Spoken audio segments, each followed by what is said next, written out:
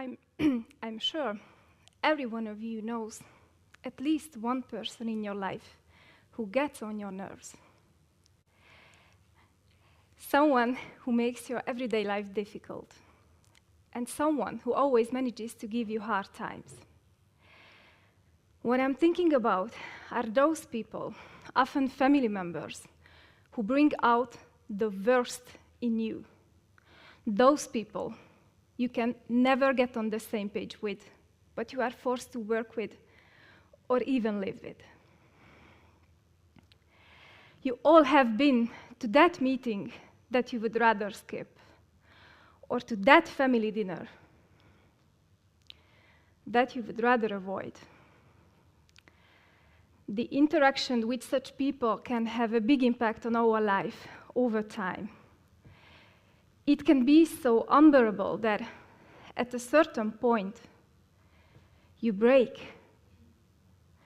So did I. I'm sure you all have been in situations like these, the very hard, strenuous, and draining relationships. Why do we have such people in our life? Why do we put up with them? And what can we learn from such challenges? I have always been a very sensitive person, but I was born into a family which was not emotionally supportive, to say the least.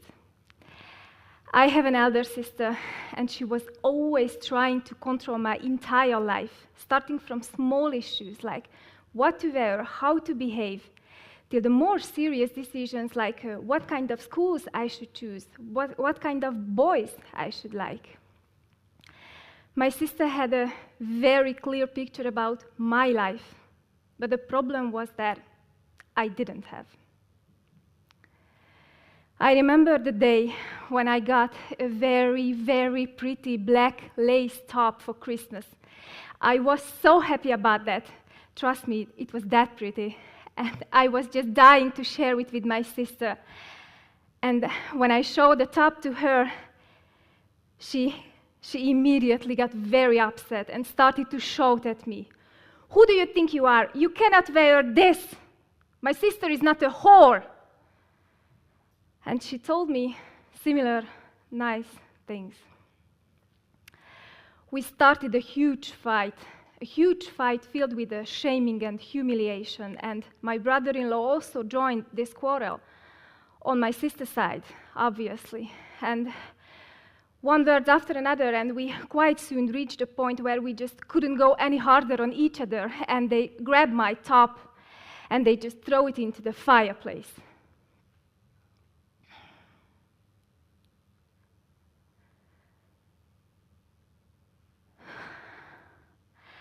I know it might seem trivial for you.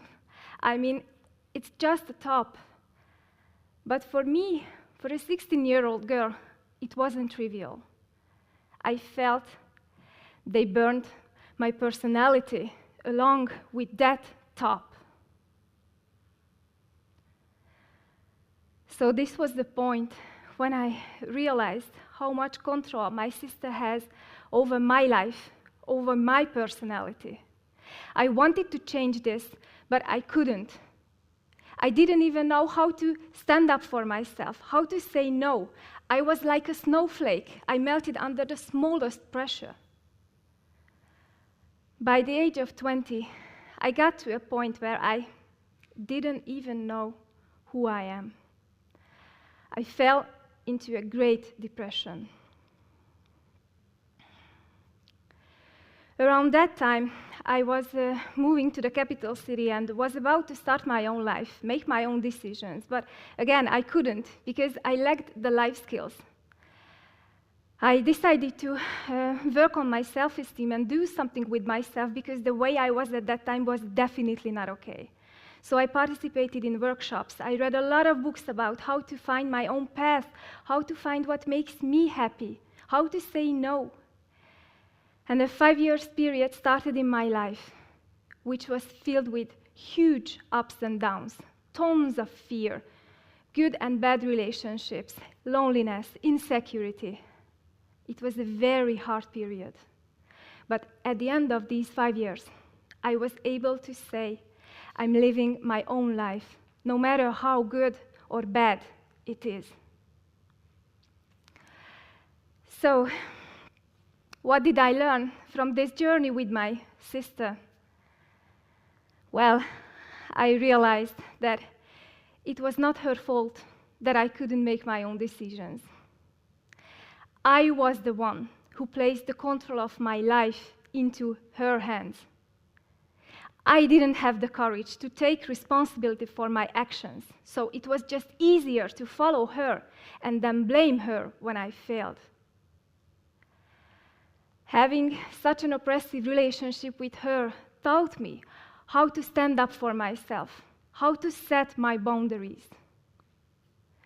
I was struggled for many years as she ruled my life, but she ended up giving me a gift of a lifetime, a gift of an independent life.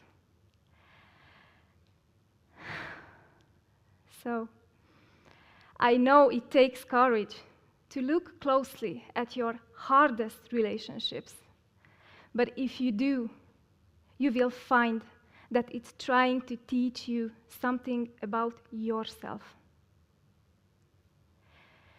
Take the people in your life and use them as a mirror. In that mirror, you will find a map to your own development, a map to your own freedom. Thank you.